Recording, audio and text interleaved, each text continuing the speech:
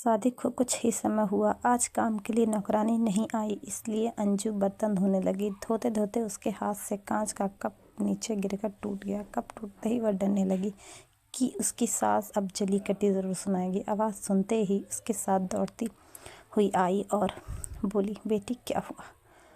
उसने रुहासी आवाज़ होकर बोला कि माँ, पता नहीं ध्यान रखकर काम करते हुए भी कैसे मेरे हाथ से एक कप नीचे गिरकर फूट गया।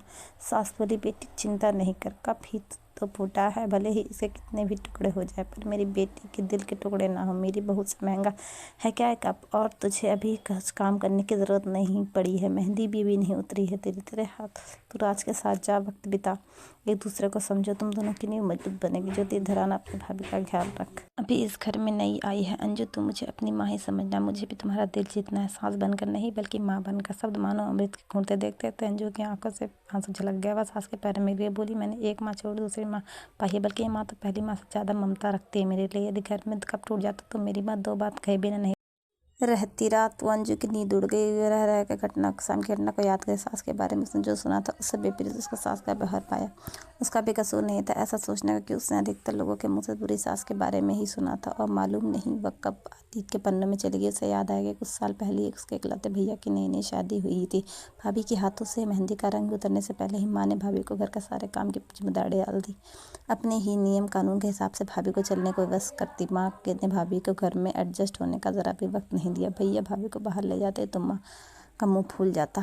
वह बोलती हर समय भाभी को साथ ले जाने की कहाँ ज़रूरत है। कभी भाभी को खुल के हंसने नहीं देखा। समय के साथ साथ भाभी ने सहना भी छोड़ दिया। फिर वह हर रोज घर में झगड़ा होने लगा। एक दिन भाभी के हाथ से कांच का गिलास टूट कर नीचे गिर गया। माँ चिल्लाने लगी, कितना कीमती गिलास फोड़ दिया, रोज अपना माल खाती है, कहाँ से इतनी शक्ति आ गई?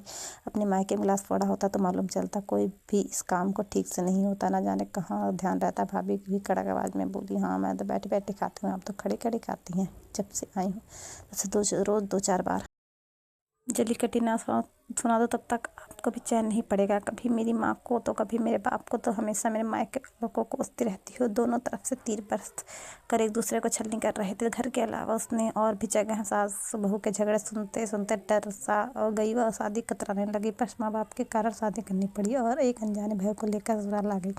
पर आज की घटना से उसकी सोच ही बदल गई कि सब सास बहू में ऐसा नहीं होता है। नींद ना आने की वजह से उसने तो चलो थोड़ी देर माँ से बात कर लो। माँ ने इतनी रात को उसको फ़ोन करते देखकर बोला, अंजू सब कुछ ठीक तो है ना? कहीं जवाई राजा या सास ननद से तो झगड़ा नहीं हो गया? वह बोली, नहीं माँ, ऐसा कुछ नहीं है। मालूम है माँ, आज मेरे हाथ से कप नीचे गिर कर टूट गया। तभी सास आई और आगे बोलते उसके पहले ही माँ ने बोलना शुरू कर दिया, बेटा फिर तेरी सास को के चिल्लाने पर तूने अच्छा जवाब दे दिया ना? हाँ बेटा, कभी दब कर नहीं रहना। तू पढ़ी लिखी अच्छी लड़की है, तेरे में कभी थोड़ी ना है जो सुनेगी। तभी माँ को काटते हुए तेजाज मंजी बोली, माँ बस करो, मैं अपनी दूसरी माँ के खिलाफ कुछ भी नहीं सुन सकती।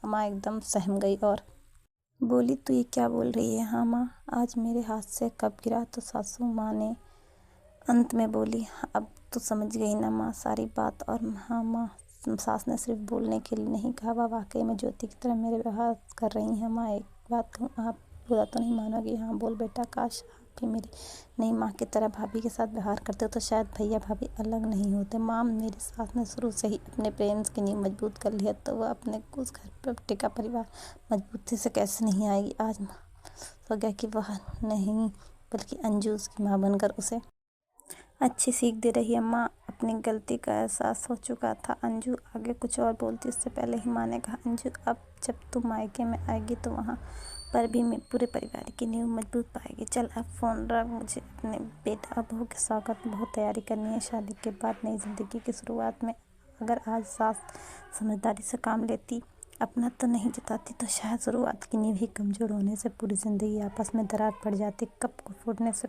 कोई नहीं रोक सकता, किंतु प्रेम को टूटने से तो रोक सकते हैं कांच के टुकड़े।